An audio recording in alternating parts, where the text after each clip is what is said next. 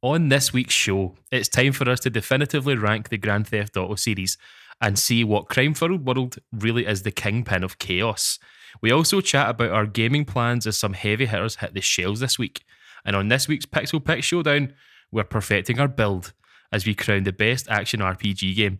All this and more on the Pixel Parents podcast.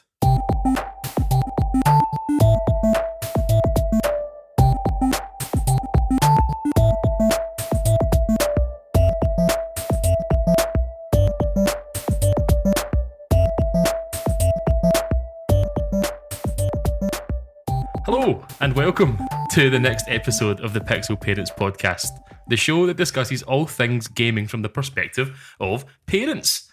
I am your new host, Scott, the Tastemaker Curry, and I'm joined by Liam, the handsome one, the moved house, the new abode, Cut Kelvin. How are we? I'm good. I like that moniker. I do. Just make it up on the spot. make this all up on the spot. I'll take that. Yeah, step out of the comfort zone this week, you know. Mm-hmm. Chuck you in the deep end. I'm going to host for the next minute and then Liam can take over. But, you know, I just thought today is the day. Mm-hmm. Why not? I've woken up, I've shaved my head. Mm-hmm. I'm now part of the Green Street masses and I'm ready to fucking show up. But how are we? I'm good. Yeah, like it says, we're in my new humble abode. We're at a new Pixel Parents HQ, I suppose. We're getting used to the new audio levels. Mm-hmm. I'm kind of going to frame this as Pixel Parents Towers. This is okay. Now Pixel Parents Towers. That's good. So we're a new Isengard, which is great. We're settling in. And Isengard? It's a Lord of the Rings reference. So don't you pretend? Is that what they take the hobbits to? No. They do actually, yeah. I only know that because it's like a song. It's like they're taking the hobbits to Isengard. He knows that because he's a massive Lord of the Rings fan. Huge. He's denied it for years, folks, but I will get him to admit it one day. Maybe under the influence, but we'll see about that. But yeah, no, good. I'm glad to be in here. I'm very conscious of trying not to cause an echo. But I'm sure Sean will work that out as well as we go. The magic man, Sean Murray. Yeah, but no, I'm glad to be here, glad to be back. It feels like it's been ages. Yeah, for the listeners, we recorded on Monday last week, mm-hmm. which, you know, in this time it's now a week and a bit later, so it feels like we've not seen each other to record for a while. But, you know, we had a lot to do.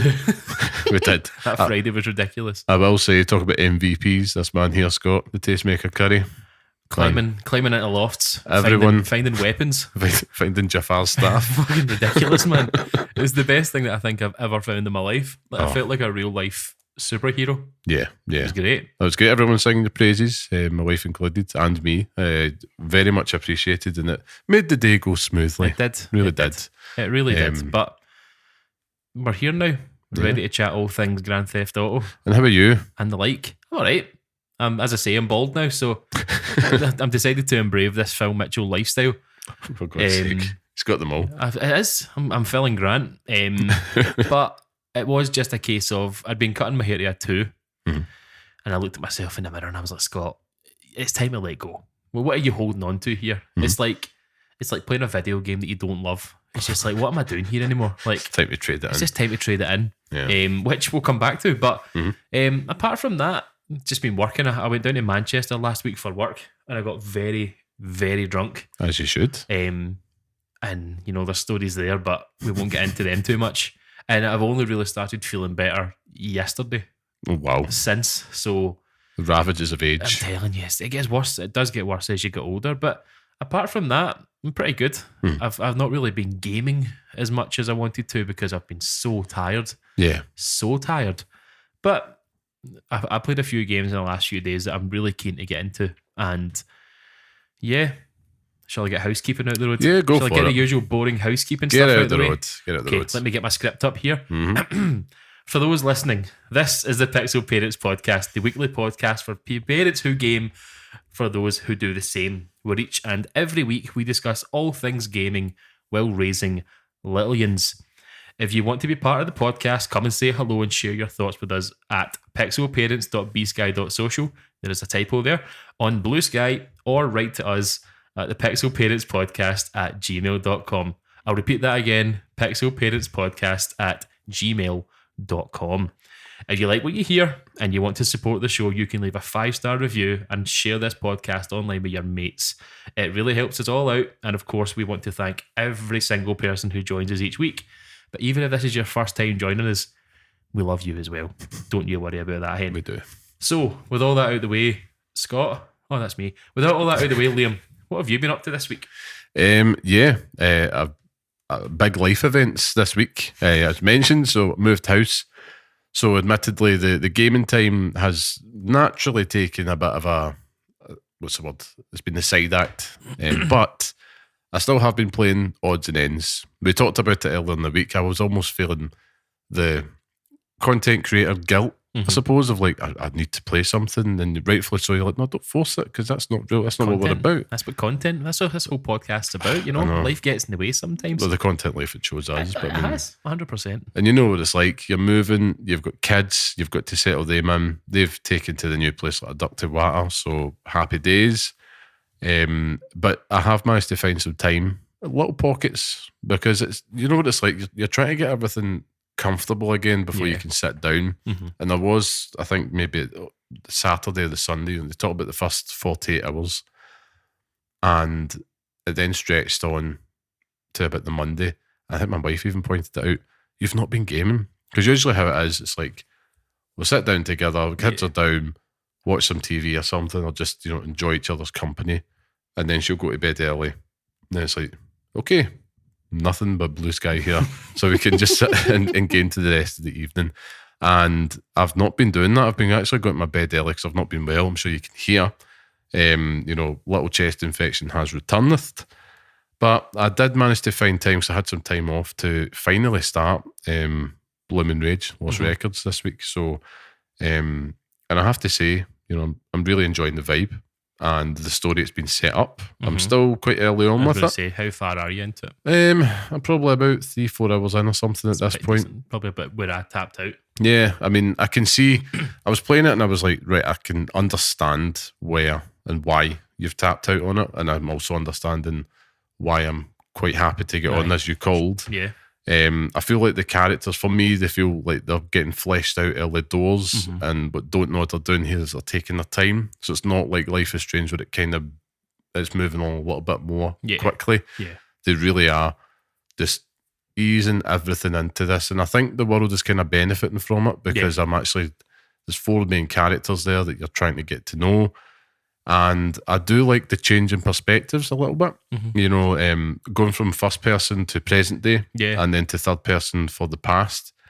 All the 90s references, you know, all the music references, the movie references. There's one for Jurassic Park, so obviously it gets extra points for me right off the bat. That's an easy win. It is an easy one, but it's just everything that I love about that whole aesthetic, like the kind of small, sleepy town.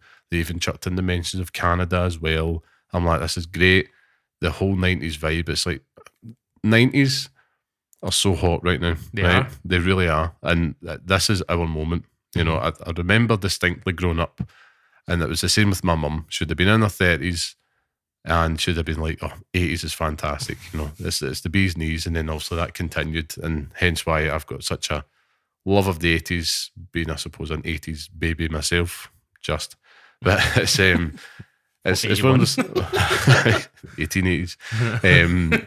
I think the game, like if you're wanting something a little bit slower paced, and if you're just looking for something of a different 90s type aesthetic there, and a bit more character focused, it's on PlayStation Plus. Go check it out. I think I do actually enjoy, they've got this kind of video camera aspect that you talked about, and it's effectively just creating a collectathon, almost like that Pokemon Snap type vibe to it, you know, like 100%. Oh, there's a bird, let's try and record that, and you can kind of edit and splice your own little memoirs, or video memoirs, which is great. But yeah, I'm pleasantly surprised by it. I mean, I think this will be my comfort game that I'll come to in between breaks, because we speak on the eve of Assassin's Creed Shadows coming out, so guys, you know this has been coming. That'll be me gone. That's the only time I will mention it this whole podcast, right? Because everyone.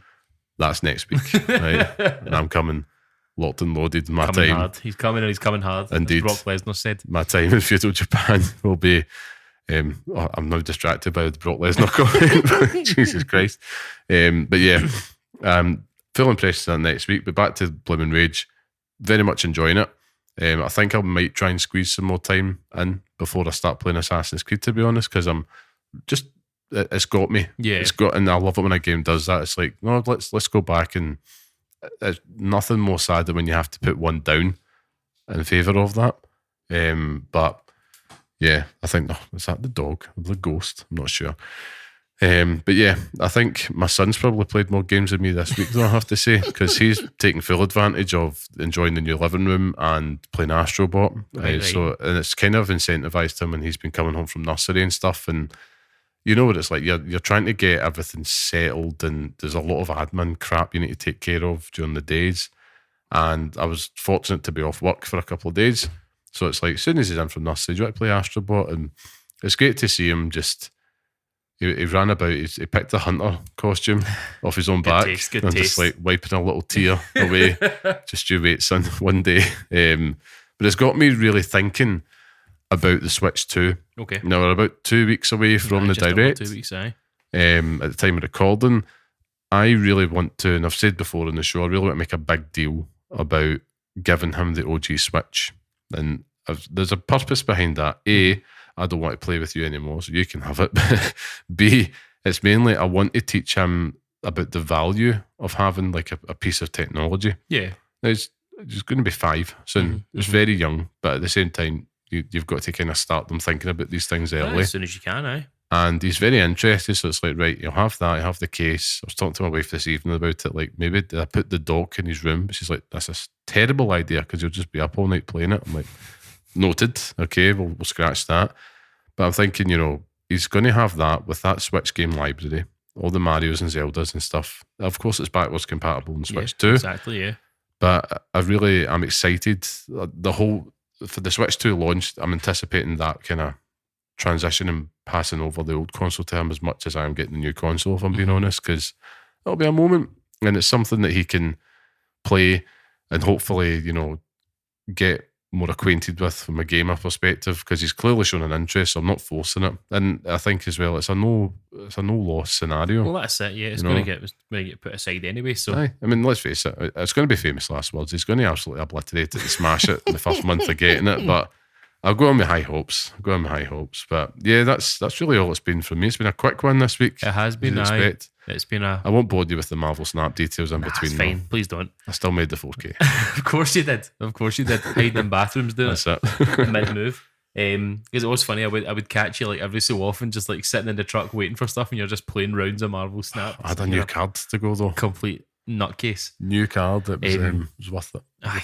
I mean, if yours is short, I've got a pretty hefty week this week let's have because obviously we've not had Call of Duty breaking up the evenings, and I spent a bit of time by myself. So on the journey down to Manchester, I had taken steps to put on Onimusha 3 onto my brand new laptop, and I tell you something, emulation is the way forward. It really is. Like allegedly, yes. yeah, I should say, allegedly the way forward. It's phenomenal. Like, see the time that passes. A 4-hour train journey felt like 10 minutes, cutting about Paris, Jean Reno, and all that, and Samanowski.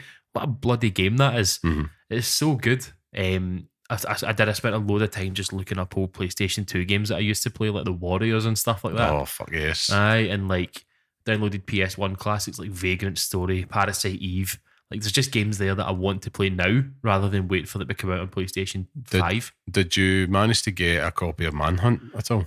There will be a copy on there, aye. So it will be one. It's on the list. Don't you worry. But I've just been taking a few nights just to play stuff like that. I downloaded that Sega Soccer Slam I was talking about months ago, and it's as good as I can remember. Like, it handles so well. It's like Mario Football, but better. So good. So I played that, and then when I came back, just settled back into the habit of playing Monster Hunter Wilds, and rolled credits on that a few days ago. Oh, did you? That's impressive. So the credits, there's 5 chapters. Chapters 1 through 3 are like your main story, and then 4 to 5 are the end game, right? Which is where the game basically ramps up in difficulty. But the ramp up in difficulty is basically you just fighting harder monsters for gear, so you get better, so your hunter rank goes up, and then you can fight harder monsters for better gear, and your rank goes up. And I was just like, do I want to do that? Like, do I want to commit 30, 40, 50 more hours to just making myself a wee bit better Right. for no reason? Mhm. And I was like, no, I actually don't. Like, I'm quite happy with what I've had. Yeah. I'm maybe missing out on the harder monsters, but it feels like I've had my time with it. So I'm Googling, like, what is the point in Monster Hunter Wild's endgame? Like, what is the point of this whole leveling up system? And it was just basically so you can get better. You can use better weapons. You can, create better weapons and stuff like that. And I was like, I'm not interested in doing that. Like, Yeah. there's a person available there. There's maybe me before child who maybe will have done that, but not now because the gaming time just isn't there anymore. And it kind of harkens to the whole our game's too long. Like, Yeah. there's a conversation now our game's bloated in a way. Mhm. And I think you could argue, Monster Hunter is by design bloated because it's just creating this false economy of itself where you just create your own fun, which is fine if you want to do that and you're playing it with mates. But if you're playing it by yourself, it's a bit like, okay, I'm all right. I mean, is it designed to be that end game to be more of a multiplayer type thing? I think so. Yeah, like it doesn't. You can jump into other people doing it. So like, say for example, you were on a mission and I could jump into your game and it would say that I've completed that mission as well. So it's like you're progressing with everyone, but I was just like, I just can't be arsed. Like I just don't have the energy in me. So That's fair enough. I'd stopped playing that. And then I went through a few nights where I was like, what do I actually want to play now? Like, I didn't want to really commit to anything. I don't know why though, because I'm not buying Shadows. it's like almost in my head, I'm like, He says now, I'm waiting for Assassin's Creed Shadows to come out. if I can sell you on that game, I demand an award. An award for it. That is, of course, if the game's any good, but we'll see. I mean, depending on who you ask. But that's a conversation for another time. Another episode, I say. Yeah. So I kind of flitted through my library and I was just like, I don't really know what I want to play. Looked on PlayStation Plus, there's a million games on there that I could play, but none that I really fancied. So I started playing Signalis again, which is like, horror, kind of weird horror game. It's kind of weird, sort of, I don't even know how to describe the art style for it, but it's cool. Like it's a really cool game and it's really interesting. It's got pure old Resident Evil vibes. Right. Like it's brilliant. But I was finding myself like halfway through, like I just don't want to play this anymore. Like I'd play it for a few hours and then stop, and then play it for a few hours and stop, and I was like, I don't really have any interest in it. And then I was on Blue Sky, and I noticed that 33 Immortals was coming out on Xbox. Is it on the Game Pass? The early access? So it's a preview. It's a preview build of it. And I was like, right, I'll try that. And I went to put it back on. I went to put it on and it wasn't available yet, naturally. Right. Okay. It was it had to be later in the day. So by the time I went to play it, I just couldn't be arsed anymore. So this morning, before I started work, I was like, I'm going to try it just to see what it's like, because I can't remember any trailers for it, but every single time I've seen it, I was like, it looks interesting. Like, what is this? And let me tell you something. If a game has grabbed me by the balls harder, seriously, man, like, oh, man, that's an image. I reckon you could go and download that tonight and you would have a great time with it. It's one that I was interested in. I didn't realise it was in early access, so yeah, I think I'll go check it out. I might actually just do it tonight before. It's so cool. Like, it basically plays exactly like Hades does. So you can pick a weapon. So I started off with a bow and arrow, and you've got your dodge, you've got your arrow thing, and it does the same thing. You shoot the arrow, you pull it back. So it's like 2 hits. But the way that it starts is that you all jump into this world. So it's like you and 32 other people jump into this world, and it's actual players. Right. So they jump into this one world, and it's all split up into sections of places where you can go and collect bones, which you can buy. That's their currency. Or you go and get like upgrade materials and stuff like that, and like hundreds of enemies. And then as time goes on, I don't know how it works in terms of its time or if it's how many enemies you kill, but it opens up these gates. It's like torture rooms, they call them, right? Which is where you jump in and it's like a mini boss. So it's like 5 or 6 of you jump into this room and you fight this mini boss. Right. You survive that, you get more upgrade materials, you get better. You do that twice, and then it opens up an ascension room. So the ascension part starts where this area opens up. You have to kill all the enemies, then you can ascend. Right. And then that's where the big boss is. So it's like Lucifer or something like that, I think it is. And and you and however many people have survived this. So it could be you and 32 people. I think the highest I got was 20 people. Right. I've had it with 10, I've had it with 5, I've had it just me, but it's fucking solid. Like, I've not finished it yet. Right, The okay. guy has like 6 health bars. It's crazy, but it is so addictive. Like, Right. I think I've been wanting Hades 2 for as long as I can even think. Like, from the minute I stopped playing Hades 1, Hades 2 has been on my radar from the moment that I heard it was coming out. But this 33 Immortals is, if it's a stopgap to Hades 2, that's perfect. Mhm. But I tell you, it has something. Like, it has all the, got some sauce there. it does, man. It has all the charm and all the sort of usual tropes that you have from like Hades. Like, all the characters are all drawn in their own art style. The Oh, way they right, talk yeah. to you is kind of the same. The way that you upgrade your weapons and the way you kind of carry your feats and perks and stuff are all really the same. So it is basically Hades, but multiplayer. That's a really clever twist And on it's- that formula, it is, though. honestly, it is unreal. Yeah. Like, you've got 3 separate parts. You've got Purgatory, Mhm. which is 33 other players or 33 players. You've got a second one, which is 22, so it's less people. And then I think the last one you need to unlock it. I can't remember how many that is. It was like 5 or 10 or something, but it's worth a go. Like, see, just for it being on Game Pass, I'm just lining it up now, so I may as well just download it. We'll see. it is genuinely brilliant. Like, I think that if that game sticks the landing, Mhm. and it improves on certain parts of it, it could honestly be a contender for Scott Curry for this year, because it is fucking brilliant. Like, that's I've lofty. only played it for maybe 2 or 3 hours, but it's 2 or 3 hours that I'm sitting here now You just know. itching to go back home to play it. Like, I Yeah. know if I get home at midnight tonight, say, Mhm. I'll go home and I'll play it for an hour before I go to bed, because you could maybe squeeze in 2 or 3 rounds of it. I mean, could you? That's the type of games that will be so handy to have in that library if this Xbox handheld does come later at the end Exactly. of this year. Which I am.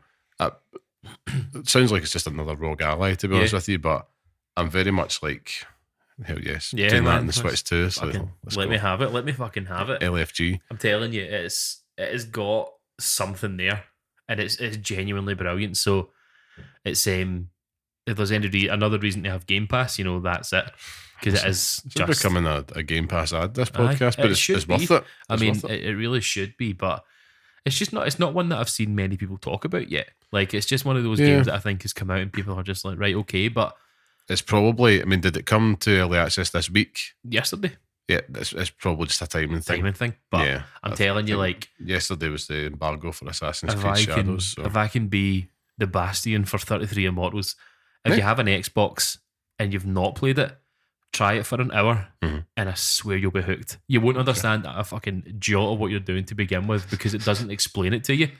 Or if you wanted to go and find out, you can, but just go and have fun with it, because it is honestly brilliant. Like, I got my arse handed to me the first time I played it, and I was like, this is pish. And then it was like, I'll try it again Love and that. see what happens, and then it all hit me. I was like, Aye. I love this. It's like you've just kind of described like the experience of playing every Souls game. It's you're so just- true. At first, you're like, this is absolute pish, but I'll get another going before you know it. You're hench and Yeah. just like strangling dragons. It's ridiculous. Like, so I'm just excited to see what happens after you beat that boss, because I had a run today where it got him down to like 2 health bars, and he does these massive, like, sort of whole open area attacks, which basically wipe you out, but you have to attack him a certain amount of times before it actually kind of comes out, and it's just like you just missed it, and it was like, fuck, it's so bad, but it is absolutely worth a go, and I'd recommend it. Like, if it was coming out on all platforms, it would be a total, like, it'd be one of those Slam games that dunk. you would just have on your system. Not Yeah. maybe not play it all the time, but you maybe could have played it a few times. That's also another game that I've played. Just watching you download this. Is it Mad Jag Mullet or something like that? What's it? Go back to that. I shall tell you. Yeah. Mullet Magic. I played that as well. That looks It class. is a headache inducer, but it's like a first person. Like, imagine you were playing Hotline Miami, but in first person. Mhm. You have to get from one end of a room to like the exit, but it's basically just you running through. You've only got 10 seconds to get from one end to the other, but every single time you kill an enemy, you gain seconds. You've got like environmental hazards and stuff like that as well. another Game Pass game. So it was just like, I'll download it and see what happens with May as that. well. And there was moments in it I was like, I have no idea what I'm looking at here. Like, I'm just dashing through this whole level, but he gives you like weird 80s, 90s like tropes, like pure mad guy tropes. It's like, I'm here to chew gum and kick ass and stuff like that. It's like the usual stuff. So it was fucking hilarious. But the minute I saw 33 Immortals, I was like, that's the one. Yeah. So tried that and it was good, man. I love having nights like that, and I don't do it too often, but if I'm in between games, exactly like you've described, I just sit on Game Pass. Like, I'm just going to download a couple of random games and just see. Yeah. And there might be some heavy hitters. It might be something that I've played before, or it could be just some new ones. It's almost like that kind of videotape store mentality. It's like, what's that? Hellraiser 2? I'll see what that's about. Yeah. And, just kind of check it out. It's a random one. A random film. I always remember it going into like Global Video, and it was always Hellraiser posters that was in there. It's like, man, that film was 18 years ago. Global Video, that's a bloody blast for the past. Oh, I tell you, I'm full of them. Jeez, oh. Me and my pomp 100 years ago. It was, aye. But that's my week. Don't think I've got anything else that I need to say. Signalis, Monster Hunter, Mullet Mad Jack, and 33 Immortals. But 33 Immortals is that's the one. Top of that list. Honestly, Lock of the week. Genuinely sitting here like I could play it. No, good. I'm intrigued to try it out. I think you've got a very small window for me to get attention here. So. You will find fun in this. Like I'm telling you, you will enjoy. You said the magic word Hades. I'm like, right. Say no more. I can picture honestly, this. You could put an art style with Hades over this, and it'd be fine. Like what's his name again? Zagreus or whatever his name was. Yeah. Put him in it. Like, do you know, when you're mentioning Hades 2, I'm like, man, what a time to announce the full launch in line with the Switch 2. Aye, it makes sense. Hollow Knight's Silk Song. Oh man, that game's never coming out. Do you ever play Hollow Knight? I did, yeah. It wasn't for me. No, I've heard people that say like it's a hard one to get into, but once you do get into it, it's like it's good. I tried to play it for a few hours, and I was just like, I can't be arsed with this. Just didn't click with me. I didn't really enjoy the world. I thought the gameplay was just a bit meh. Like, I don't know. There'll be people screaming down their speakers just now. How dare you? But not every game's for everybody. Do you know what I mean? Like, and I say that as an enjoyer of many games that a lot of people just don't enjoy. But yeah, it was one of those, it was the same with Ori and Will of the Wisps. Yeah. I just could not. And I've tried so many times. Yeah. Ori, Will of the Wisps and the Blind Forest, both of them. I'm like, I just couldn't get into it. Just play good games. Play Rayman. Rayman Legends or whatever it was. Yeah. It was a good game. Excellent game. Valiant Hearts. Shall I take us on to the next leg of our journey then? Yeah, go for it. So, this week we had initially picked a certain topic, which was what was it? 'Cause I hadn't even prepared for it. Oh, do you know, it's not important. No, we're going to have a conversation about remakes, and then we realised that we actually had already done that a few weeks back. So good we've done it twice. I mean, you could have had a great time listening to that. But we thought this was the moment, especially in the year of our Lord and Saviour 2025, where in the last 12 months, I myself have been delving into the Grand Theft Auto series. And we all know that I am the bastion. I am the decider of the definitive ranking of games. So I am going to rank and Liam is going to tell me off in our definitive Grand Theft Auto rankings. Now, we need to make it clear here that we're only discussing mainline Grand Theft Auto games, which I need to remember that 4 is in there. So 1, 2, 3, San Andreas, Vice City, 4, and 5. 8 games in total. But yeah, just going to be looking at those games. Which one's the best? So it means Chinatown Wars has been robbed. It has, and, rightly so. I can't have that coming back up to bite me in the arse again. So good. But and the stories games as well. Actually, should add that they're not included. There will be PSP owners out there that are shouting at us through their especially because Vice City Stories is better than Vice City. But anyway, I hate to hear that. Honestly, but I think the first point we should ask is what makes a good Grand Theft Auto game? Well, I've thought about it almost in like what's the trifecta for me here. So it's I look back at the story. Sounds daft, but and it's not like people are saying, "Oh man, there was such a rich narrative in the Grand Theft Auto." It's not that, but they tell the stories in a way that's so entertaining, and they have memorable characters that are usually pastiches of something you've seen in a film or real life. Music's obviously a big part of it as well. Yes. And I suppose the action / gameplay. Like, that's the three things for me, what I'm turning up for. I think you're right. I think having played them recently, it has been the things that you take away from most of these games are the characters, the story. It takes a back seat at points, but it's definitely a kind of big part of it. The music is a sort of an amuse bouche. It's a side dish to what you're doing. I'd actually argue the setting, like the map plays a big part in it for me. Sense of place is huge. Yeah, absolutely. I think they do it like nobody else. We can say Liberty City or Vice City, and it's like, oh, I've been there in my holidays. That type of vibe. It's ridiculous. Like I've said this before, I replayed the Grand Theft Auto games, but I could honestly drive you through Vice City my head. Yeah. Like it is. I could take you from the pole position club the whole way up to the mall. Yep. Down to the studio, up to the golf club and back again. It's like I could take you on that whole journey and not think about. Think about it. It's such an important aspect of it, actually, and screw the trifecta. That is definitely something that has to be taken into account, because it's easy. You see lots of other developers try to do it, creating an open world sandbox. It's been done countless times since the success of like 3 onwards, and it's really hard to do in the way that they do it, and it's almost to their detriment. Obviously, if you look at GTA, even like Red Dead Redemption 2, I know it's not part of the series, but the lengths that they went to, they probably jumped the shark a little bit. But I mean, I hate to admit it paid off. Like, and, I'm not advocating for crunch, but I mean, goddamn, they created something special. And it's the same if you look at all the other worlds before that, and it's time and place. Yeah. But then again, when I look at the series, I'm looking at it from both perspectives of then and now. And there was parts and certain ones which I'll get to where it did leave me wanting more. Yeah. And the sense of place maybe isn't as well established. And there's other things like, how well did it do in nostalgia? How well did it do the send-ups? There's so much commentary on the American dream in Grand Theft Auto.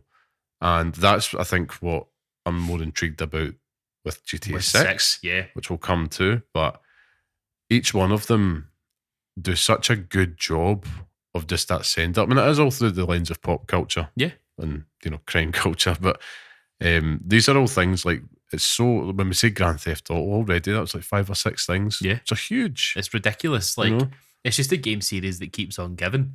It's just, and the fact that we're sitting here, on the precipice of a 2025 release of Grand Theft Auto 6. Believers, we're all here. Jump on the boat with me before it goes down. And enjoy it, because the next one will do it in 2038. So, God, what age will we be in 2038? I will be 48. I'm 32 then now. Yeah. 33 maybe. So what age am I? 2038. Do some Pixel Picks math. 13 years. I'll be 40. I'm 2 years younger than you, so 46. There you go. There you go. See, you admitted it live on the show. You've caught me off guard now because I'm nervous about hosting. But I think that there's no other game series that we look at. I think there's games that are now touching on this that, you've got like your Baldur's Gates, you've got, The Last of Us, Uncharted series, Halo, Gears of War, blah, blah, blah, that big, massive pillars of the industry. Yeah. But none of them reach the heights or touch anything to do with Grand Theft Auto. And even in terms of, monetary value. Yeah.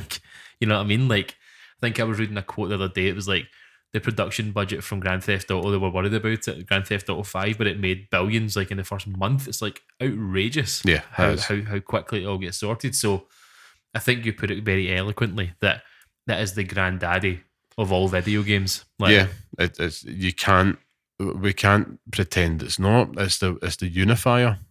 Casual, hardcore, old, new. Gamers turn up for Grand Theft Auto. It's the one thing that you could say. You just have to say GTA. They know exactly what you're talking about. Yeah. And it's the reason why, the industry as a whole, we're saying survive to 2025 and stuff like that, because they know it's coming. Like, people are looking at Grand Theft Auto as, the painkillers and Max Payne. Do you know what I mean? Like, it's going to save the industry. Yeah. Popped so many pills, that man. Like, it does make it look appealing, I hate to admit. Without water, mind you. Like, just absolutely crunching those pills. It's like, whenever you've got a sore head, it's like taking 2 paracetamol, Max Payne style. Oh, don't do that. But yeah, we don't advocate for medical drug abuse. Yeah, drug abuse, that's what I'm trying to say. But it is just, like, it feels like this is the shot in the arm that the whole industry needs. Yeah, I mean, even right now, like, the first 6 months of this year now, we're approaching the spring. We're going to get a lot of big games coming out between March and June. In fact, even up to August, I would say, a lot of big heavy hitters. But then there's just this winter window. Even now this week, we were talking, the news is leaking about the Oblivion Elder Scrolls 4 remake apparently coming in the next month or something. Yeah. And that shocked me because I thought, well, that'd be surely perfect to come out in the summer. Oh, sorry, in the winter. But you're seeing it happening, that people are actually holding their cards to see when GTA 6 is coming. And the ones that have already gone, they'll more than happily delay it. I mean, if we were releasing a game and say November or October, right, I can see it landing in October, and GTA comes out. And it's like October 10th, and it's like, oh shit! Like, just delay it to February. It's fine. Just say it's polishing. No way, I'm releasing it at the same time as that, because you're not getting near it. It's true. It makes me wonder. Like, you'll have the likes of EA with FC25, Call of Duty. Call of Duty. Now, naturally, they'll just be like, thank fuck we're on Game Pass, because they will want that break. And we know if they take the same approach as what they did with GTA 5, and GTA Online might not come at the same time. But I'm looking at it now, we're in March, and in terms of what we're expecting, if GTA 6 is to come this year, we really need to see something by the end of April. Like, at least, or even to kick off that financial year. Yeah. Like, at the start of April, to be like, here we go, guys. And then they've given themselves, if I said October, 6 months. Now, that's not unheard of. We've seen lots of huge successes do that. And then we'll get the trailer one, welcome to Leonida. This is Grand Theft Auto 6. And it's like, here's somebody you can shoot in the face. And there's a crocodile. And you can steal a golf cart and all that other stuff. Williams, he's the one narrating these trailers, by the way. That's it. I'll sell it. He's leaking it. Come and join us in Leonida. You're playing. Who's that bastard? All right, then. God, shotguns. That's terrible. I could sell it by the bucket load. But that's the thing. Joking aside, you could get me to narrate that trailer and it'd still sell billions. Aye. That's just how big a deal it is. It's ridiculous. But it's exciting to think about. Like, it's been exciting for years thinking about Grand Theft Auto 6 with all the leaks and stuff like that. But thinking about it coming in 2025. Listen, I mean, this won't be the first time we talk about GTA 6 on this show. Won't be the last. Won't be the last. And that's probably what I meant to say. So, what is it you're expecting from it, in all seriousness? To be honest with you, I don't know. Like, it's one of those things where, having now played the whole series, I kind of know the beats that come with a Grand Theft Auto game. The rise and the fall. Yeah. And then the phoenix rising from the ashes. What I do want, because you kind of got tastes of it with 5, with Red Dead Redemption 2, is just this community, like, just this band of idiots. Yeah. Because that's what it all is. It's just daft people. You've obviously got, what's her name? Who's the woman in it? Oh, I forgot the name of the... Terrible.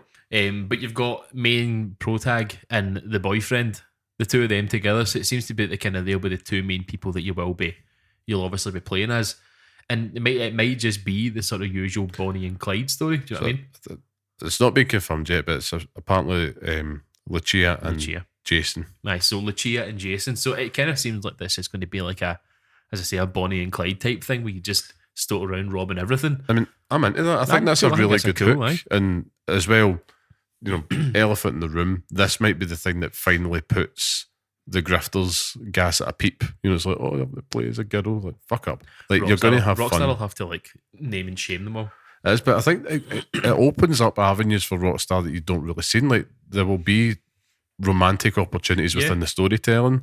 They're probably going to have some type, like it says, Bonnie and Clyde or Departed type vibes. I don't know if Jason's like a double agent or something like that. You could see him go down that route. Kind of, that heartbreak, all about trust and all the rest of it. them against the world. It's got so much narrative potential. And in terms of expectation, I think that bloody Duncan. I think in terms of narrative expectation, you said Red Dead Redemption 2. I'm expecting this to be lengthwise comparable, like a 40 to 50 hour story, something that I could spend a long time in. Mm-hmm. I would be disappointed if we get GTA 6 and it is like 20 hours. I don't think they could. Then it's just this massive empty world that they've spent 13 years perfecting for online. Yeah. And that's the only part that worries me. I know. I think it worked well with Red Dead Redemption 2 because you fill it with wildlife and animals and stuff that you hunt. And how they weave that into a Grand Theft Auto is difficult. It worked with 5 because obviously Trevor and you had the missions with, was it Cletus or something like that you'd go and shoot deer with. But in Red Dead Redemption 2, it's obviously made for that. Is it the tortoise? Oh, it's the tortoise. Aye. God. Aye. Sorry, they're hearing banging noises. I'm like, what the hell is that? It's the damn tortoise. Anyway, keep going, Scott. He's excited for Grand Theft Auto. But it's one of those things where I'm just excited to see what they do. Like, it's the way that they obviously fill this world, because we've seen from the trailers already that it is bigger and better than, the games that are coming before it. So it's just exciting to see how they fill that world. Like, Grand Theft Auto 5 had a massive casino in it. Yeah. But you couldn't go in it. Mm-hmm. Like, so I want to be in casinos. I want loads of things to do. Like in San Andreas, you had the motorcycle things and stuff as well. Like, you had the racetracks and stuff. So I want to just see more things to do. Like, I don't want it to be tied to missions or whatever. I just love to just store around that world and just do stuff. Like, you're right, and it's all the weird things. Like what's going to be the new Mount Chiliad mystery? What's all these little weird, creepy things that they put in the game? Their own version of creepypastas, I suppose. But it's like, what is that going to look like? And there's been amazing stuff that the community's been doing, because we are all rabid for this game. Yeah, whether you want to admit it or not. Ain't no gamer out there cooler than GTA 6, right? That's all I'm saying. Yeah. Because you might get the ones that play, actually, I only play indie games. It's like, no, you don't. You play all games, and you will turn up for this. Like, you're kidding, nobody. That's going to happen.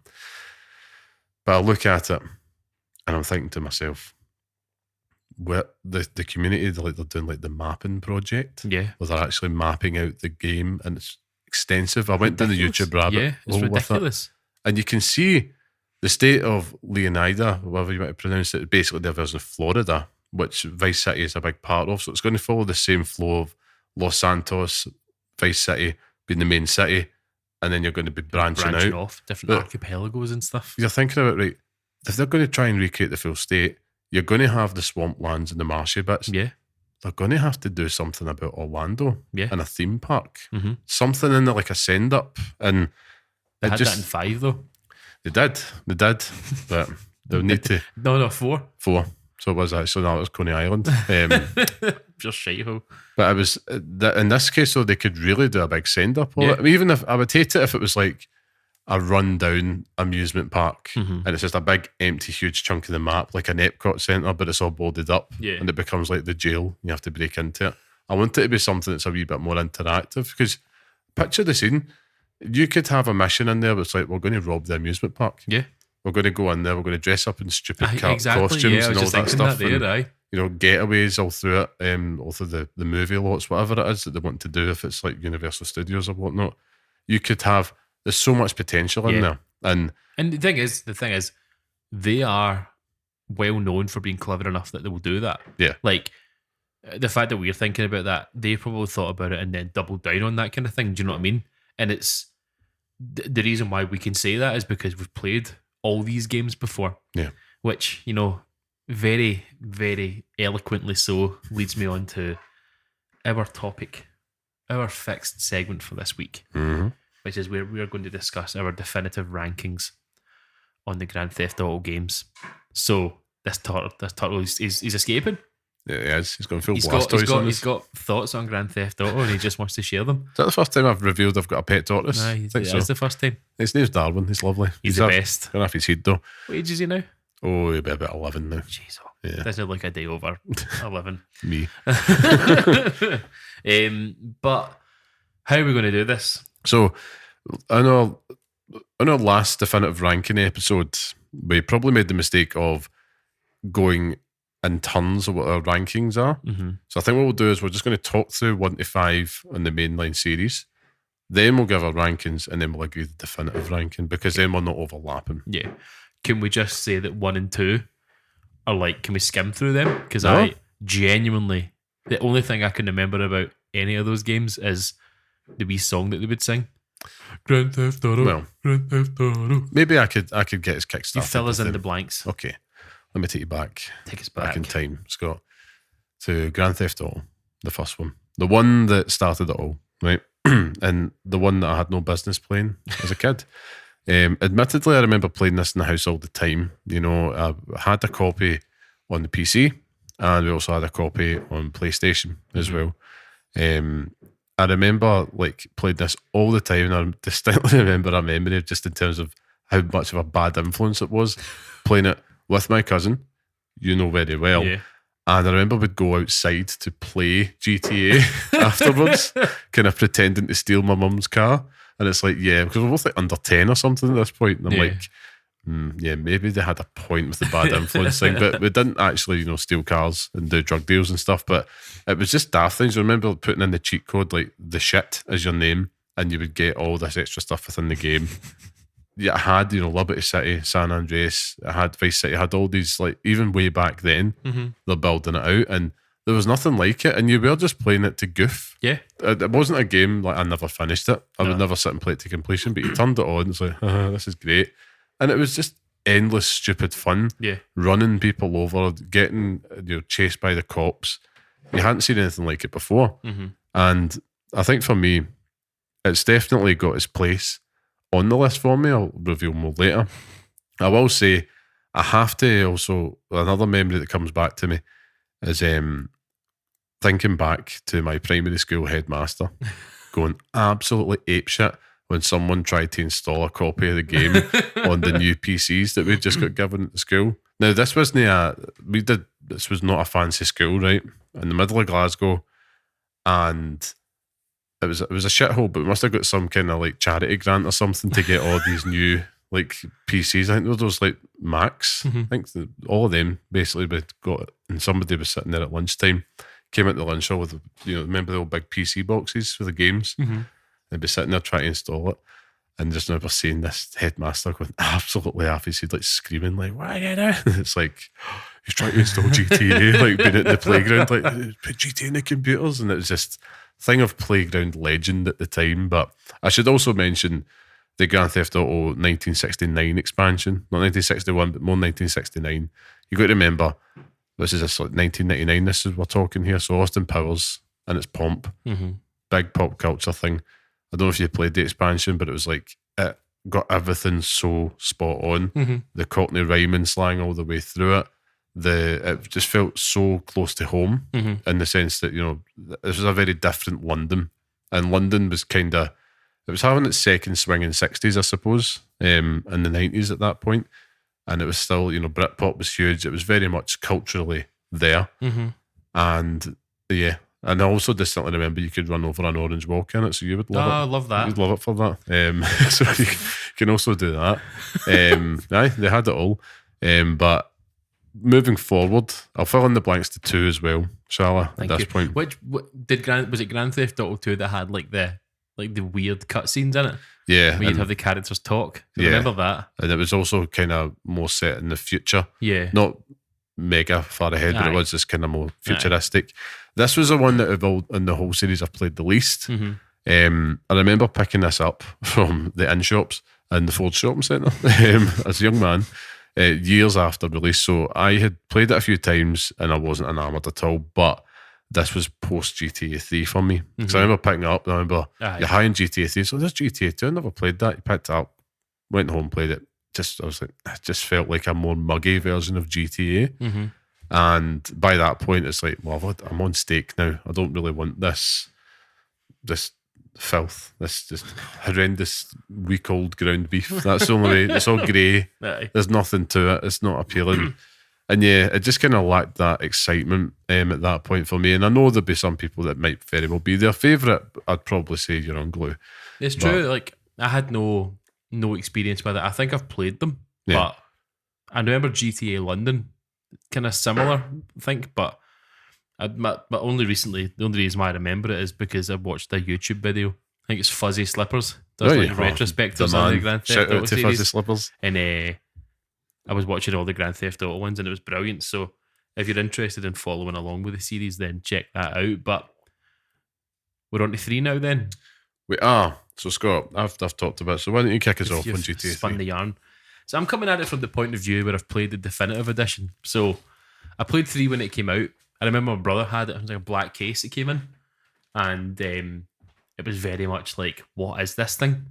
I remember always thinking like hearing about Grand Theft Auto and not really knowing what to actually do with, what it actually was. Like it was like taboo. And they let me play it. Claude, that we've now deciphered his name is. Mm-hmm. And the ballad of Claude himself. But it was just, I don't think I really understood what it was when I played it at first. It was just a very much a case of just getting weapons and shooting every single person that exists. Goofing off. Which is Grand Theft Auto. I think that my real appreciation for the Grand Theft Auto series has come in the last year. And 3, for all of its flaws and, you know, how ugly it is and like it's an ugly ass game. How terrible is it Liberty City is, isn't it? How awful that thing looks. It is, I mean, and it is still considered absolutely groundbreaking. And it still should be. Like, the fact that they've managed to make this game exist and work well alone, just even if you just had that open world, phenomenal. Yeah. The fact that you have moving cars and they all have purpose and place to go and things to do is ridiculous at that time. You then factor in you have all these characters, you know, and it tells a coherent story. Yep. I think probably, and this might you know, give me a bit of flack here, but tells the most coherent story, I'd say, of all the Grand Theft Auto series. Yeah. I think that after 3, everything becomes a bit ridiculous and like satirical. Like it's kind of like it's a pastiche of other things. Like 3 is just a real gritty game, and it kind of it complements the game for that.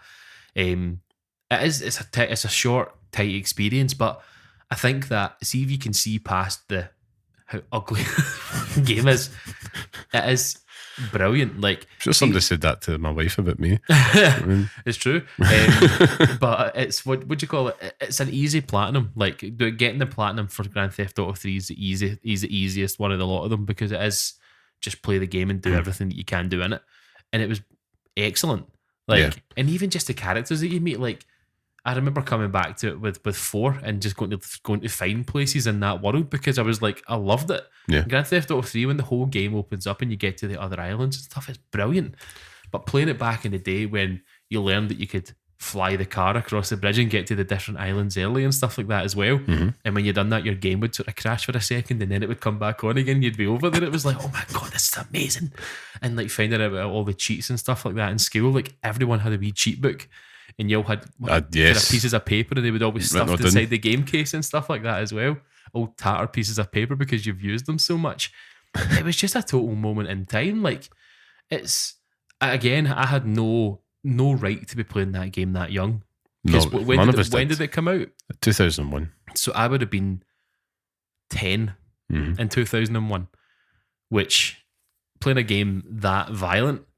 Is ridiculous. But I don't have as fond memories as I do of other games in the series, and it is just now. But it's a bloody good game. Like, I mean, it was a literal game changer. Yeah. I mean, I would have been starting high school at that point.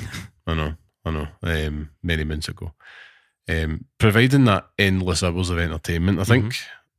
And I'm with you. Like it was clearly limited. I remember it left a lot to the imagination. Even back then, easy for us to sit here and say it now, but even back then, it was encapsulating like the dodo and stuff like that. It's like, man, it'd be good if you could fly in this. It'd be good if you could do that. It'd be good if everything wasn't so grey.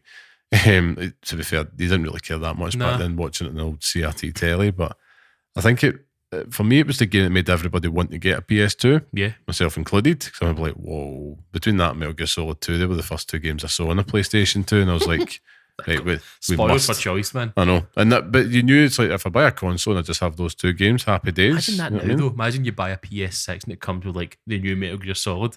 Like it never happens. No, very rarely. It's a rare thing. In terms of something that really motivated you, GTA 3, it was something that everybody was playing, and you're still in that era of a PlayStation and how games are marketed largely towards, I would say a predominantly male teenage audience. Yeah. Probably still quite immature in its marketing, but it worked for what it was. I mean, despite the clear legacy, I think for me, I always had that feeling of the imagination kicking in with it. But it still had star power. It still had like Frank Vincent from The Sopranos and stuff like that. It had, what's his name from Twin Peaks? Kyle. McLaughlin. He was in it as well. Yeah. Was he in it? Again, let me just see. I know he's definitely in it. Because having played it, I can't remember. But it would surprise you, mate. Yeah, it is. And Robert Loggia is in it. His He plays Donald Love. He plays Donald Love. So he does. What a character. You've got the guy from, what's his face? That mad New York comedian. What's his name? He's in everything. Oh, Michael Roper? Something. No, it's not Roper. It's Michael something, though. Aye, you know who I'm talking about. He got hit in the face with a snowball. Aye, he's got a big head. He was in Friends. Aye, he was in Friends as well. Yes, he played Phoebe's cop. Husband. Somebody's screaming at this speaker just now. Phoebe's cop. Husband, boyfriend. Gary. What's Gary, wasn't it? Gary? Michael Rappaport. That's it. Got there in the end. And also the guy from the Matrix and The Sopranos. The guy played Cypher. Oh, Joe Pantoliano. There, but what a reach that was. Outstanding. Because he's in The Last of Us Part 2. So he is, yes. He's also the bad guy in... Oh, what's that film? Everything. that film. Christopher Nolan. Memento. Oh, Memento. There you go. Excellent watch. Sorry for ruining that for everyone. Just rewind back. Just pretend right in your chest. There you Ignore go. what he said. I made a joke about Memento like one of the first few episodes of this podcast. It's like Jeff Keighley, like don't believe his lies or something like that. So stupid. The one thing I'll say about Grand Theft Auto 3 before we move on is the one thing that it didn't get right is just how terrible the cars all handle. I have a montage on our TikTok of every single car that I blew up. That's true. And I swear too easy. there was maybe another 10, there's maybe another 10, 20 cars in that list. It was outrageous how badly they handled. That sensation of once it's flipped, that's you fucked. You're fucked. You're done. Gone. It's so bad. And I suppose back then the problem were thinking, let's keep this arcadey, but it is annoying. Yeah, it's really annoying. Which moves us along to the granddaddy of them all. Well, I'm not going to shy away from my allegiances here because Grand Theft Auto Vice City is the greatest Grand Theft Auto game.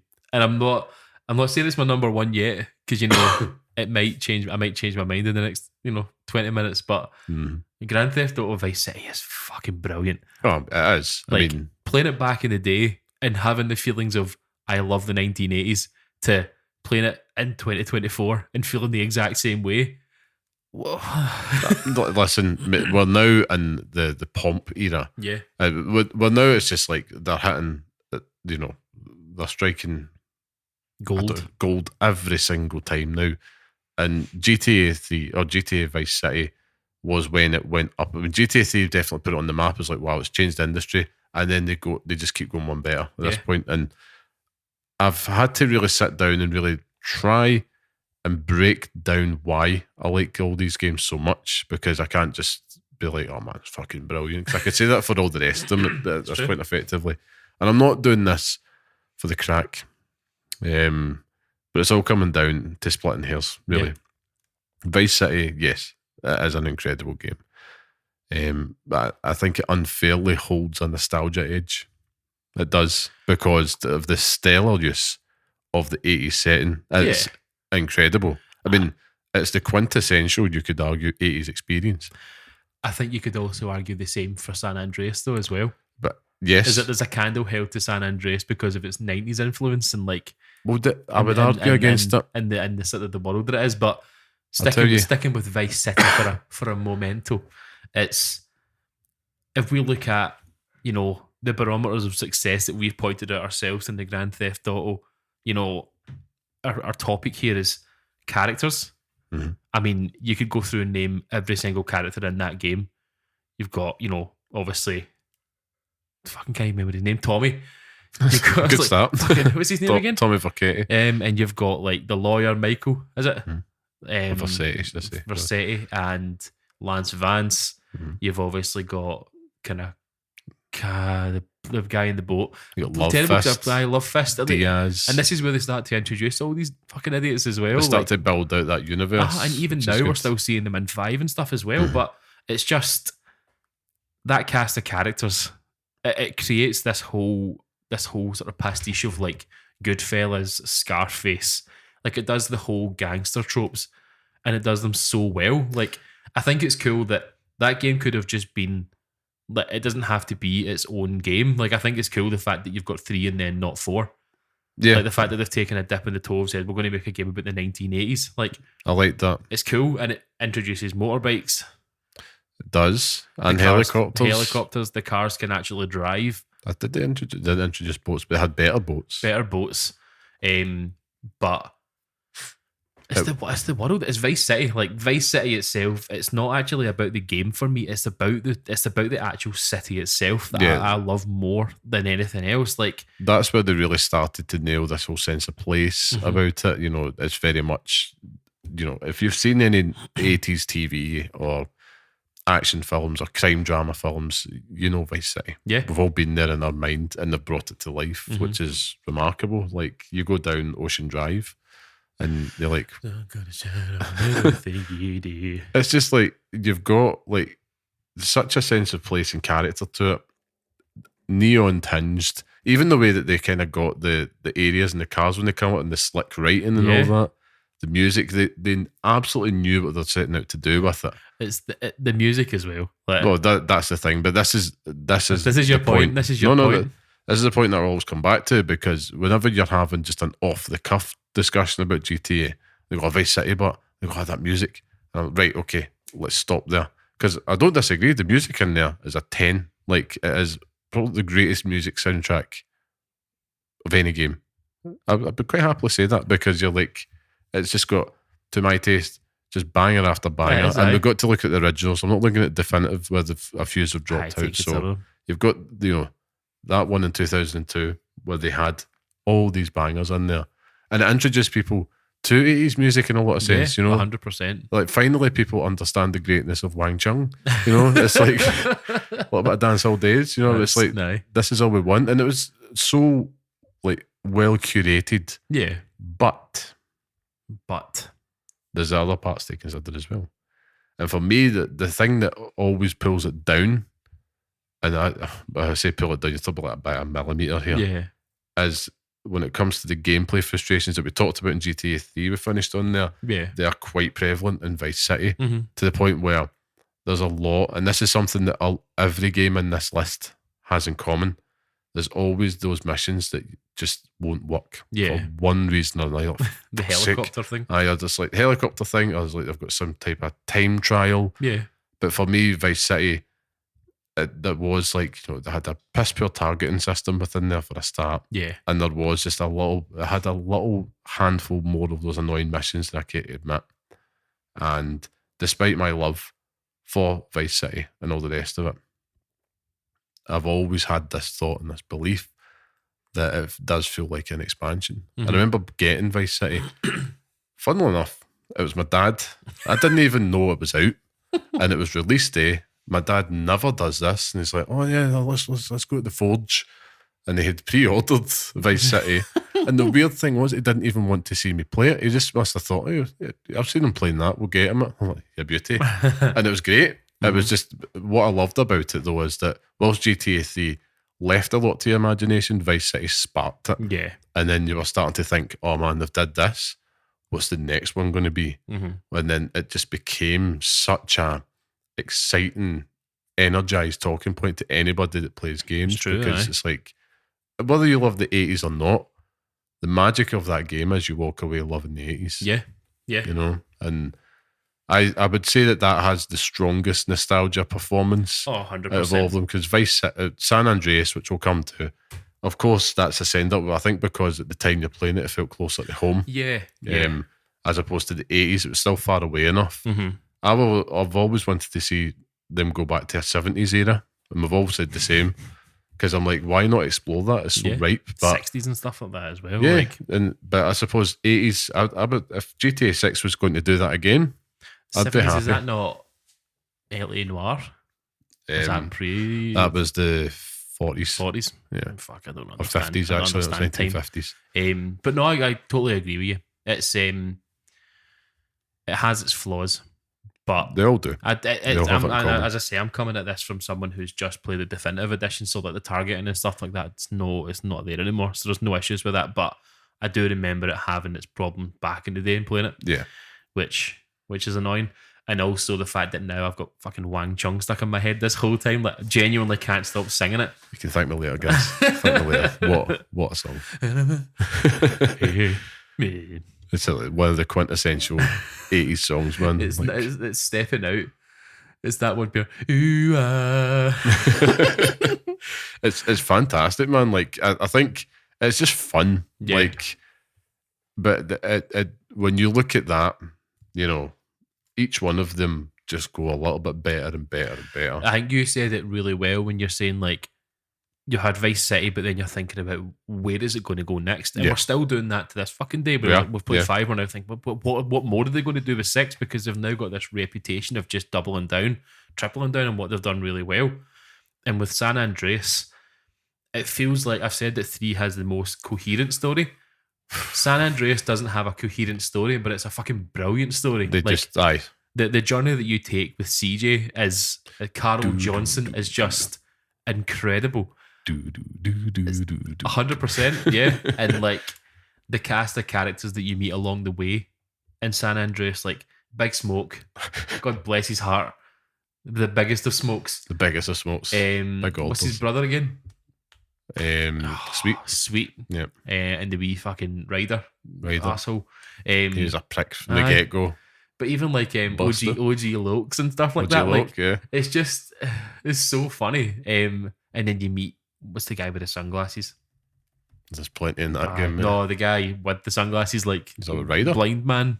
Oh, Christ alive. What's his name again? Oh, Woozy Moo. Unreal, Pooh. Woozy Moo. Unreal, Pooh. It's just run away from Tenpenny in that as well. Yeah, like, Officer Tenpenny, fucking Samuel L. Jackson, and the other guy, what's his name? Oh, the wee guy with the funny voice. Oh, you talk about the guy from the other cops. Yeah. Is it Pulaski? Yeah. Yeah. But honestly, what a cast. I thought it was Samuel L. Jackson in a Grand Theft Auto game. Do you know what I mean? Like, always remember the first time you boot that up and you're like, that's Samuel L. Jackson. Yeah. Like, and it felt like, oh, right, things have went up a gear here. Yeah. You're right. I'll stick on the story for a bit now because it shouldn't work. No. Like, GTA San Andreas, like, I feel oddly as we get further away from it, it doesn't get the respect it's due in its name because it's almost like the kitchen sink game. Mm-hmm. They chucked everything at it. But see the way sometimes we now talk about Breath of the Wild and in fact Tears of the Kingdom, and you got this, you know, you got the air, you got the land, you got the underground, and they fitted it onto that tiny cartridge. Mm-hmm. When you look at what they fit San Andreas onto that DVD back in the day, no right. That's true. Absolutely no right from the sheer masses of content that's on there. And the story, it takes you on this absolute odyssey through not just, you're starting off in that 90s LA, and the way they explore that and bookend it, I think they do really well because they're able to touch on things like the LA riots and stuff like that as well.